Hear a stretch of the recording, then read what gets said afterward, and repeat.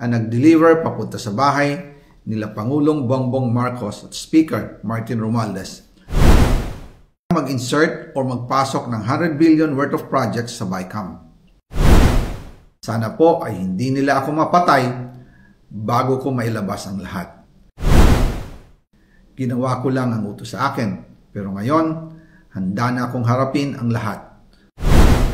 Ginagamit ng administrasyon ang buong resources ng bansa para tumahimik ako.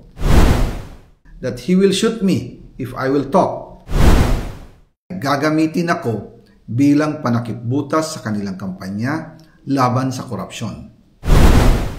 Hindi na ako mananahimik, ilalabas ko ang lahat ng katotohanan. May resibo, may ebidensya, at may pangalan. Again, I informed the Speaker and asked clearance about the instructions ng Pangulo. At ang sabi niya, wala tayong magagawa. Kaya po nagtataka ako kung bakit sinasabi ni Pangulo na hindi niya makilala ang budget, samantalang lahat na binawas at dinagdag sa mga ahensya ng gobyerno ay humihingi ng approval sa kanya si Sec Mina Pangandaman. Bago namin ginawa o tinapos ni Senator Chis Escudero during the BICAM. Sinabi pa ni Sec Mina, everything is cleared with the President, basta importante, pasok ang pondo na request ng Pangulo. The following day, sinabi ni Sec Mina, approve na si Presidente BBM sa lahat na binawasan na ahensya. Masaya na ang Pangulo dahil naipasok ang gusto niyang 100 billion insertion. Wala pong perang napunta sa akin.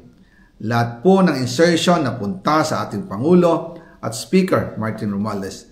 Ako lang at ang aking mga tao, sila Paul Estrada, Mark Tiksay, at ang aking mga security ang nag-deliver papunta sa bahay nila Pangulong Bongbong Marcos at Speaker Martin Romualdez sa North Forbes Park, South Forbes Park hanggang sa Malacanang.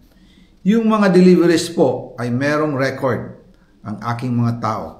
Totoo po yung sinasabi ni Orly Gutesa na nag-deliver siya sa Forbes Park.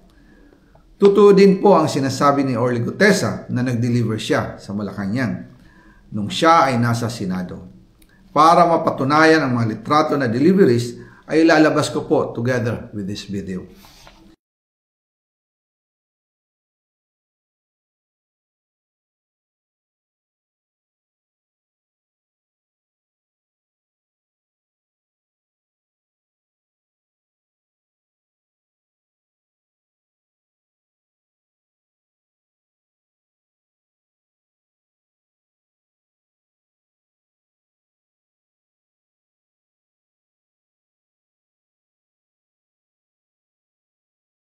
After po ng approval ng budget sa General Appropriations Act of 2025, nagtanong po ako sa DPWH kung magkano ang kailangan na ibigay sa Office of the President o ang SOP na bigayan.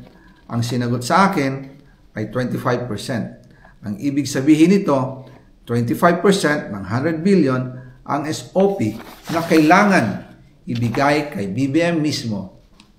In total, 25 billion ang napunta kay Pangulong Bongbong Marcos. Kaya ngayon ay hinahamon ko si Ombudsman Remulla kung seryoso talaga siya sa mga sinasabi niya sa kanyang press release na idadamay niya pati si Martin Romualdez kung magbibigay ako ng ebidensya. Patunayan niya ngayon ang pronouncement niya.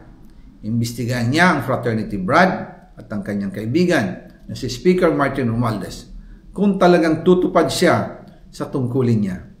Imbestigahan din niya si President Bongbong Marcos. Sabi nga ni BBM ng SONA, let's do it right at mahiya naman kayo, hindi po ba? Nananawagan din po ako sa Senado na imbestigahan ang 100 billion insertion ni Presidente. Alam ko po na hindi gagawin ni Ombudsman Remulla ang hamon ko. Pero magaling ang Senado sa imbestigasyon at ako ay naniniwala na dahil sa kanila, lalabas ang katotohanan.